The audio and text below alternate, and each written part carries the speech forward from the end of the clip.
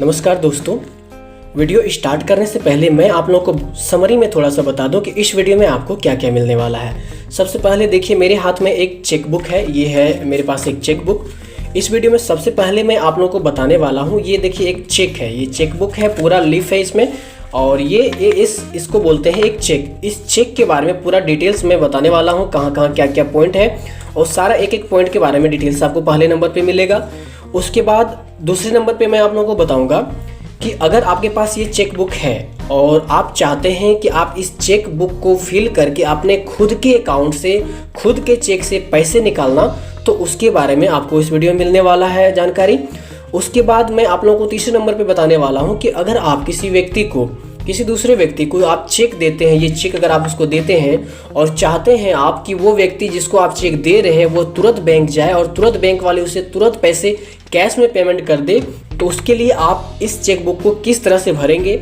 उसके बाद मैं आप लोगों को इसी वीडियो में बताने वाला हूं कि आप अगर किसी व्यक्ति को यह चेक देना चाहते हैं और आप चाहते हैं कि वह व्यक्ति बैंक जाए और बैंक वाले उसको कैश में पेमेंट न करे बल्कि उसके अकाउंट में ये पेमेंट करे, तो उसके लिए आप इस चेक को कैसे भरेंगे। उसके बाद इस वीडियो में आप लोगों को ब्लैंक चेक के बारे में जानकारी देने वाला हूँ कि ब्लैंक चेक किसी को क्यों देते हैं और क्यों दिया जाता है ब्लैंक चेक।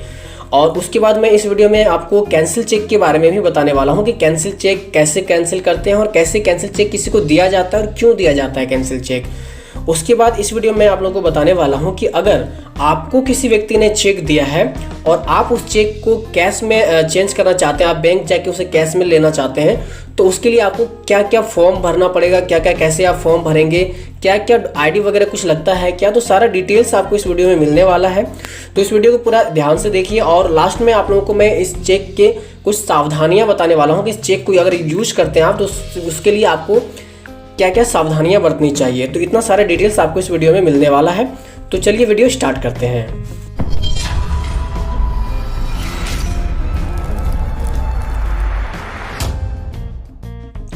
तो चलिए दोस्तों, सबसे पहले मैं आप लोगों को चेक के बारे में पूरा डिटेल से बता देता हूँ। सबसे पहले देखिए, ये मेरे पास एक चेक है, ठीक है। इस चेक में सबसे पहले आप राइट साइड पे आप यहाँ पे देखिए वैलिड फॉर 3 मंथ्स ओनली। यह चेक जो है अगर आप किसी को भर के देते हैं तो इस चेक को 3 महीने तक में उसे भंजा लेना होगा, नहीं तो 3 महीने तक ही ये वैलिड रहता है। 3 महीने के बाद यह चेक जो है वो इनवैलिड हो जाएगा। तो सबसे पहले यहाँ पे आप देखिए DDMMYYYY लिखा हुआ है सबसे राइट साइड पे, आप देखिए यहाँ पे। तो DD मतलब क्या होता है? DD मतलब यहाँ पे डेट भरा जाएगा। दो कॉलम जो यहाँ पे है इसमें आप डेट भरेंगे, जो भी डेट होगा। अगर 5 तारीख है आज तो 05 लिखेंगे, 10 है तो 10 लिखेंगे, 11 है तो 11 लिखेंगे। यहाँ पे DD मतलब डेट लिखेंगे पहले नंबर पे, ठीक है। उसके बाद MM जो यहाँ पे लिखा हुआ है, आप मेरे यहाँ पे देख रहे होंगे, MM जो लिखा हुआ है इस जगह पे आप मंथ लिखेंगे। अगर पहला मंथ है तो 01 लिखेंगे, और अगर 8वां 7वां या 10वां 11वां मंथ है तो 11 या 12 लिखेंगे। उसके बाद YY लिखा हुआ है। YY मतलब ये ईयर होता है, साल होता है। तो कौन सा साल चल रहा है वो साल यहाँ पे लिखेंगे। जैसे अभी 2020 चल रहा है तो यहाँ पे 2020 लिखेंगे। तो यहाँ पे आपको डेट, मंथ और ईयर लिखना पड़ता है इस चेक में। उसके बाद यहाँ पे लेफ्ट साइड में अगर आप देखें तो ये बैंक जो है IDBI बैंक, ये श्याम बाजार रोड दुमका में है, और यहाँ पे IFSC कोड बैंक का दिया हुआ है। और उसके नीचे आप यहाँ पे देखिए तो यहाँ पे अकाउंट नंबर भी दिया हुआ है। तो IFSC कोड और अकाउंट नंबर का यूज करने के लिए भी चेक दिया जाता है, तो उसके लिए जो है कैंसिल चेक दिया जाता है। तो उसके बारे में आपको बाद में बताऊंगा। फिलहाल यहाँ पे देखिए सबसे ऊपर में यहाँ पे IFSC कोड दिया हुआ है। उसके बाद यहाँ पे पे जो लिखा हुआ है, पे में यहाँ पे आपको क्या भरना है। अगर आप इस चेक को किसी को देना चाहते हैं तो जिस भी व्यक्ति को आप ये चेक देना चाहते हैं, पे के जगह पे यहाँ पे उस व्यक्ति का नाम लिखाएगा, ठीक है। उसके नीचे रुपीज़ जो यहाँ पे लिखा हुआ है, रुपए, यहाँ पे आपको अमाउंट डालना है वर्ड में मतलब शब्दों में आपको यहाँ पे अमाउंट डालना है। वो सारा चीज़ अभी मैं लिख के आपको इस फॉर्म को भर के, इस चेक को भर के मैं अभी आपको दिखाने वाला हूँ। फिलहाल पहले आप जानकारी ले लीजिए थोड़ा सा। तो यहाँ पे सबसे पहले आपको वर्ड में लिखना है अमाउंट को।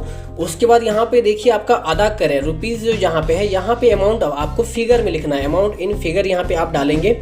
उसके बाद यहाँ पे देख लीजिए आपका अकाउंट नंबर यहाँ पे दिया हुआ है, और यहाँ पे राइट साइड पे यहाँ पे जो है जैसे मेरा नाम लिखा हुआ है यहाँ पे, तो यहाँ पे मुझे अपना साइन करना पड़ेगा। अगर आप किसी को चेक दे रहे हैं तो आपके नाम के ऊपर आपको यहाँ पे साइन करना है, नीचे आप साइन नहीं करेंगे, आपको यहाँ पे ऊपर साइन करना होगा। उसके बाद नीचे यहाँ पे देखिए कुछ कोड दिया हुआ है। इस कोड के बारे में थोड़ा सा जानकारी मैं आप लोगों को दे देता हूँ। सबसे पहले यहाँ पे देखिए ये चेक नंबर, ये 6 डिजिट का होता है। जहाँ पे देखिए मेरा चेक नंबर है 097191, ये जो 6 डिजिट का आपको कोड दिख रहा है इसको बोलते हैं चेक नंबर, ठीक है। उसके बाद आप यहाँ पे देखिए, यहाँ पे आपको 9 डिजिट का ये MICR कोड होता है, इसे बोलते हैं MICR कोड। MICR मतलब क्या होता है? MICR मतलब होता है मैग्नेटिक इंक कैरेक्टर रिकॉग्निशन, ठीक है। उसके बाद यहाँ पे अकाउंट ID रहता है RBI के साथ। उसके बाद यहाँ पे 2 कैरेक्टर का जो यहाँ पे लिखा हुआ है 31, इसको कहते हैं ट्रांजैक्शन कोड। तो इस चेक के बारे में पूरा डिटेल्स मैंने कहाँ किस चीज़ को क्या बोलते हैं उसके बारे में आपको बता दिया हूँ। उसके बाद अब चलिए मैं आप लोगों को बताता हूँ कि अगर आपको खुद के अकाउंट से पैसे निकालना है तो कैसे निकालेंगे। तो अगर आप अपने चेक बुक से खुद के अकाउंट से कैश निकालना चाहते हैं तो उसके लिए आपको चेक कैसे भरना है। तो देखिए मैंने यहाँ पे इस चेक को फिल कर दिया है। यहाँ पे सबसे ऊपर आपको डेट डालना है, डेट आप इस तरह से डाल लेंगे। उसके बाद यहाँ पे में आपको सेल्फ कर देना है। सेल्फ करने के बाद यहाँ पे जो है एक लकीर खींच देना है ताकि यहाँ पे कुछ और नहीं भरा जा सके। उसके बाद रुपीज़ आपको यहाँ पे लिखना है कि कितना रुपीज़ आप खुद से निकालना चाहते हैं। तो मैं यहाँ पे 5000 रुपीज़ ओनली कर दिया हूँ। तो यहाँ पे उसके बाद फिर यहाँ से आपको इस तरह करके लकीर खींच देना है ताकि यहाँ पे जो है कुछ और ना भरा जा सके। उसके बाद आपको यहाँ पे रुपीज़ में 5000 यहाँ पे फिर से लिख देना है और एक लकीर खींच के इस तरह से कर देना है ताकि यहाँ पे कुछ और अमाउंट ना डाला जा सके। उसके बाद आपको यहाँ पे साइन करना है और एक साइन आप यहाँ पे कर देंगे और आप चाहें तो इस चेक के पीछे साइड 2 साइन यहाँ पे आप कर देंगे अपना, ठीक है। ताकि जब आप बैंक जाएंगे तो उससे अगर इस साइन को उससे मिलाने में थोड़ा प्रॉब्लम हो जाए, इस साइन को अगर वो मैच नहीं कर पाए अपने उसके अकाउंट में जो साइन आपने पहले किया है, तो पीछे साइड आप 2 साइन यहाँ पे और कर सकते हैं। तो ये चेक आप लेके जाएंगे अपने बैंक में, ये चेक आप अपने कैश काउंटर पे देंगे तो आपको वो बैंक वाले जो है कैश अमाउंट जो है जितना 5000 रुपीज़ वो आपको दे देगा।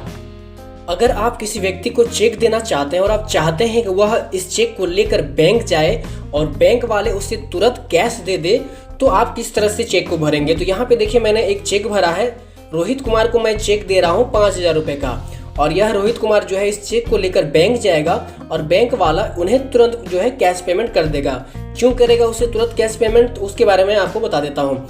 अगर आप इस चेक को किसी व्यक्ति को इस तरह से भर कर देते हैं तो वह व्यक्ति इस चेक को कैश में भी ले सकता है और वह अपने अकाउंट में भी ले सकता है। यह डिपेंड करता है उस व्यक्ति के ऊपर कि वह किस तरह से पेमेंट बैंक से लेना चाहता है। लेकिन अगर आप इस चेक में थोड़ा सा अगर आप चेंजिंग कर देंगे तो वह व्यक्ति इस चेक को एक ही तरीके से यूज कर पाएगा। अगर आप यहाँ पे इस कॉर्नर पे, यहाँ पे लेफ्ट साइड के कॉर्नर पे यहाँ पे 2 लकीर आप खींच देंगे, तो अगर आप यहाँ पे 2 लकीर खींच देते हैं तो इसका मतलब हो जाता है कि इस चेक को केवल अकाउंट में ही लिया जा सकता है। कोई भी व्यक्ति जिसे भी आप इस चेक को देंगे वह इस चेक को अपने अकाउंट में ही ले सकता है, उसके अकाउंट में ही यह पैसा जो है जमा होगा। लेकिन अगर आप ऐसे ही चेक भर कर दे देते हैं, यहाँ पर 2 लकीर आप नहीं खींचते हैं, तो यह इस चेक को जिस व्यक्ति को आप देंगे वह इस चेक को कैश में भी ले सकता है और अपने अकाउंट में भी ले सकता है। तो लकीर आपको कैसे खींचना है वो मैं आपको बता देता हूँ। यहाँ पर देखिए मैंने 2 लकीर जो है लेफ्ट साइड में यहाँ पे मैंने खींच दिया है। इसका मतलब हुआ कि अब अगर इस चेक को मैं किसी भी व्यक्ति को देता हूँ तो वह व्यक्ति इस चेक को अपने अकाउंट में ही इस अमाउंट को ले सकता है। 5000 रुपये जो है उसके अकाउंट में जमा होगा।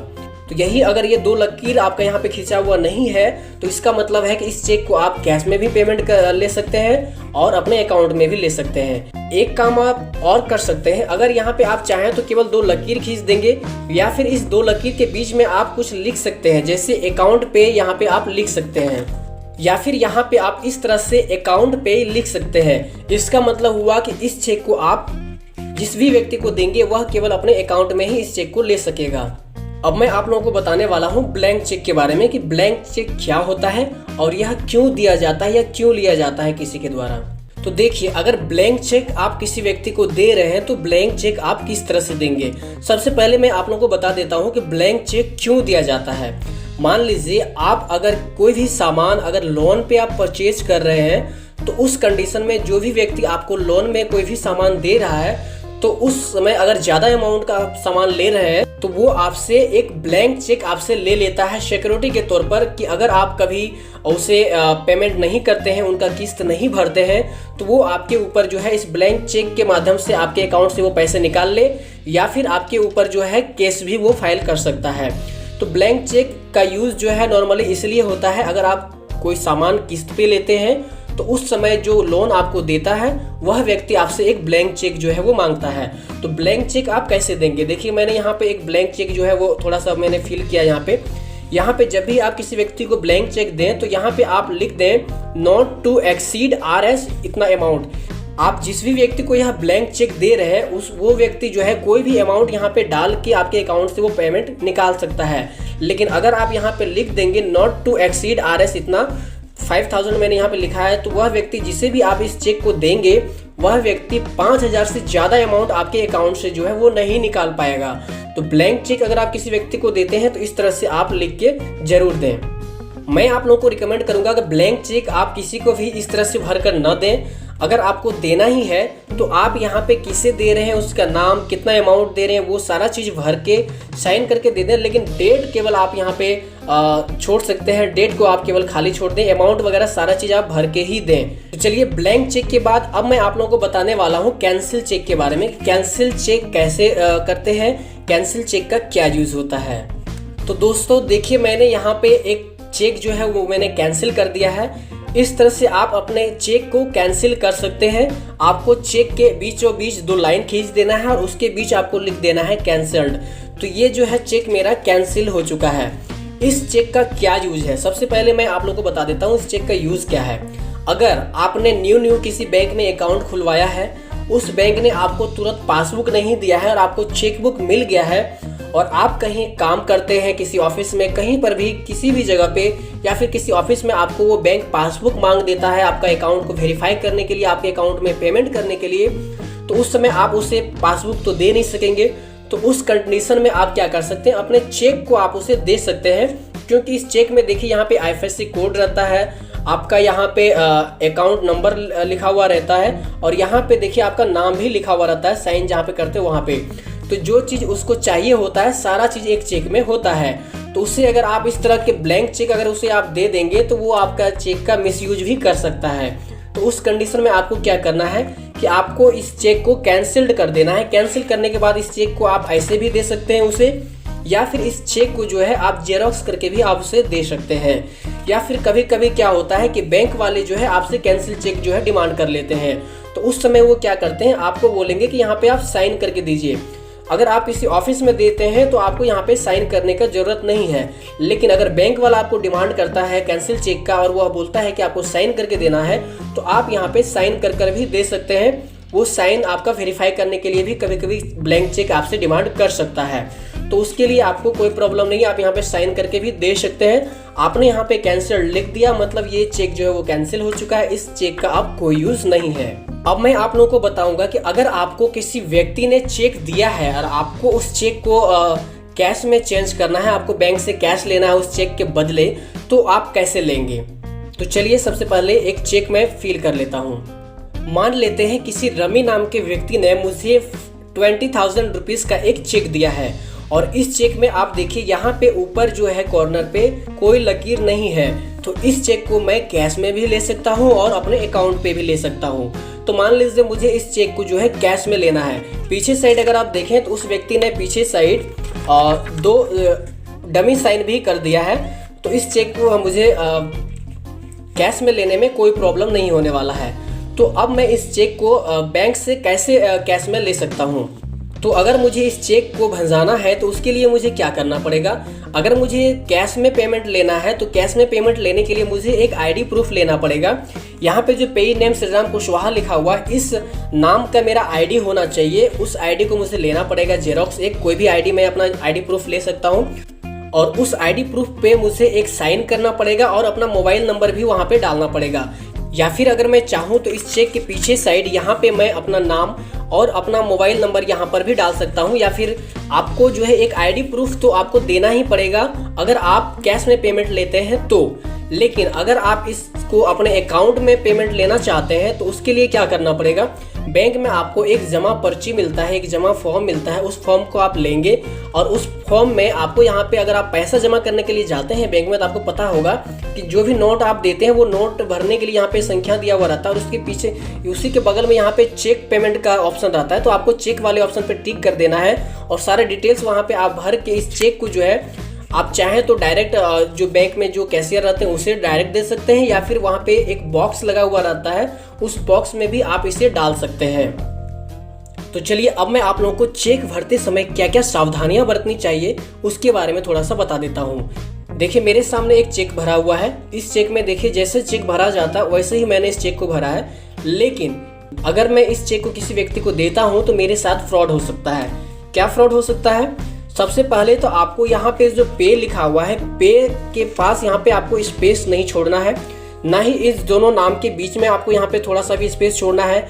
और यहाँ पे देखिए यहाँ पे लकीर डायरेक्ट नहीं खींचा हुआ है, इस नाम में छेड़छाड़ हो सकता है। जैसे मैं अगर आपको दिखाऊं तो मैंने एक और चेक यहाँ पे भर के रखा है। यहाँ पे देखिए मैंने ऊपर नाम लिखा है मनीष कुमार और इसी को मैंने क्या कर दिया, मनीषा कुमारी कर दिया। ठीक है, तो इस तरह से कोई भी व्यक्ति आपका चेक का जो है मिस यूज कर सकता है नाम में छेड़छाड़ करके। या फिर यहाँ पे मैंने देखिए 5000 ओनली मैंने लिखा है और 5 के सामने थोड़ा सा मैंने स्पेस छोड़ दिया है। अगर आप इस तरह का गलती करते हैं तो लोग क्या करेंगे, आपका 5 के सामने अगर 70 लगा दिया तो ये हो गया 75,000 ओनली। और यहाँ पे मैंने जो 5 लिखा है, ये 5 को आपको इधर नहीं लिखना है, इस 5 को आपको यहाँ पे सटा के लिखना है। अगर आप यहाँ से सटा के नहीं लिखेंगे तो क्या गलती आपका होगा, ये देख लीजिए 5 के आगे उन्होंने 7 लगा दिया और यहाँ पे 70 लिख दिया, तो ये हो गया 75,000 रुपीज़। तो इससे क्या होगा, अगर आपके अकाउंट में पैसा रहेगा तो वो अकाउंट से आपका 75,000 निकाल लेगा 5,000 के जगह पे, क्योंकि आप यहाँ पे साइन करके दे रहे हैं। मतलब यहाँ पे जो कुछ भी लिखा हुआ है वो आपका चेक से जो है निकल जाएगा। तो आपको क्या करना है, इस तरह का फ्रॉड आपके साथ ना हो, उसके लिए आपको क्या करना पड़ेगा वो मैं आपको बता देता हूँ। तो उसके लिए आपको जो मनीष कुमार यहाँ पे लिखा हुआ इसे आप यहाँ पे सटा के लिखेंगे, इस दोनों के बीच में आपको गैप नहीं देंगे। और जैसे मैंने पीछे आपको बताया था कि यहाँ पे आपको एक लकीर खींच देना है और यहाँ पे भी आपको लकीर खींच देना है एक, और इस 5,000 रुपीज़ को यहाँ पे आपको सटा के लिखना है। इस 5,000 को यहाँ पे आपको सटा के लिखना है। आपको यहाँ पे इस तरह का एक लकीर दे देना है लास्ट में लिखने के बाद। अगर ये नहीं देते हैं तो आगे या पीछे कोई भी अमाउंट यहाँ पे डाला जा सकता है और इस तरह से आप किसी को चेक दे सकते हैं। इस वीडियो में मैंने आपको चेकबुक के बारे में पूरा डिटेल्स, जितना कुछ भी जानकारी एक चेकबुक में होना चाहिए, सारा जानकारी मैंने दे दिया है। अगर आपको यह वीडियो पसंद आता है तो इस वीडियो को लाइक करिए, अपने दोस्तों के साथ शेयर करिए। फिर मिलते हैं एक नई वीडियो में एक नई जानकारी के साथ, तब तक के लिए बाय बाय।